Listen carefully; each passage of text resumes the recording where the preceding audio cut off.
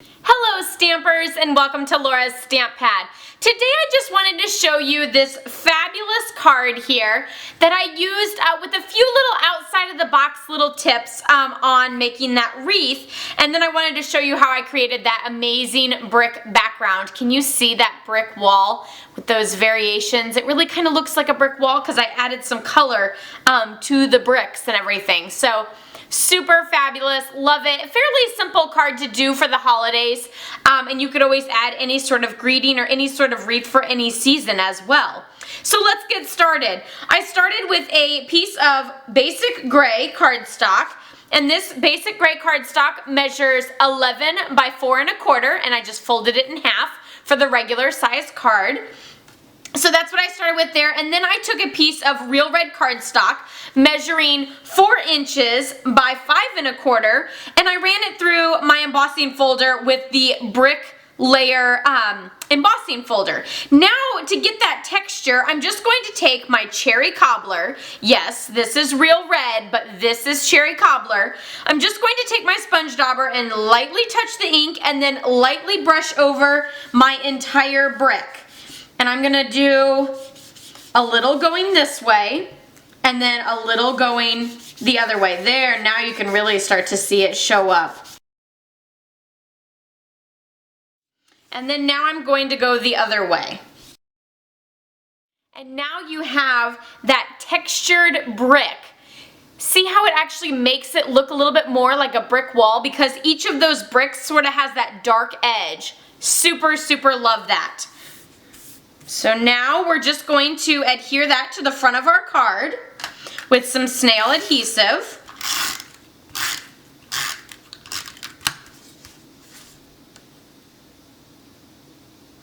And then for the wreath, I used the Wondrous wreath framelits. So that's these two here. And of course, remember you want both of these little arrows to be pointing up.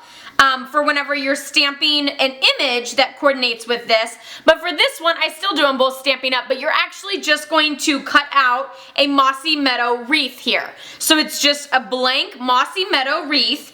And then I'm going to take the little twig image from the Berry Mary stamp set here. So it's one of these big ones here. It doesn't matter which one, but one of the big ones. You could probably put both of them on there and then maybe you wouldn't have to stamp a million times because you would be stamping twice each time. So I'm using Mossy Meadow ink on Mossy Meadow cardstock, and I'm just going to stamp all over in all directions and a few times to get variations of color.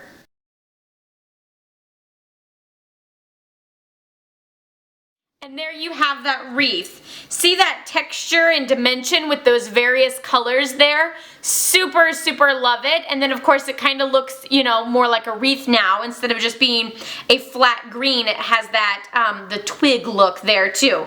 So I'm just going to add that to my card with Stampin' Dimensionals. And you know how I love my dimensionals, so I'm just gonna do 4 because you can never have enough. And I definitely know where to get new ones. I'll put a link down below if you don't know. So we're going to take that off, add that to the front of our card, and then I used some Whisper White satin ribbon.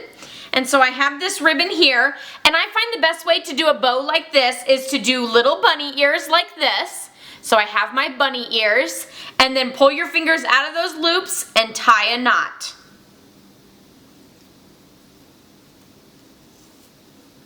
And now you have that adorable bow. And remember, you can always kind of play with your bow and pull and make your loops a little bit smaller if you want. And then pull tight. And I added that to my card with some mini glue dots, and I did that to the top. And of course I folded the little tails in half and then cut those with my scissors. So you'll fold it in half and then cut up towards that crease, and that's how you get those little tail folds. There you go, just like that. Super cute. For the greeting here, I just used a 1-inch strip of Whisper White cardstock, and then I used my triple banner punch to get those fabulous banners there. The Merry Christmas greeting actually comes from the Snow Place stamp set, so it's this greeting right here. Super fabulous. I stamped that in Mossy Meadow as well. So love, love, love this card. How amazing is that? We'll move this one out of the way and really focus in on this one. Isn't it fabulous? I'll be posting more pictures of this in a tutorial on my blog, laurastamppad.com, so you can check that out there. Of course, don't forget to give me a thumbs up if you liked this video, and I'll be seeing you next time. Happy stamping. Bye-bye.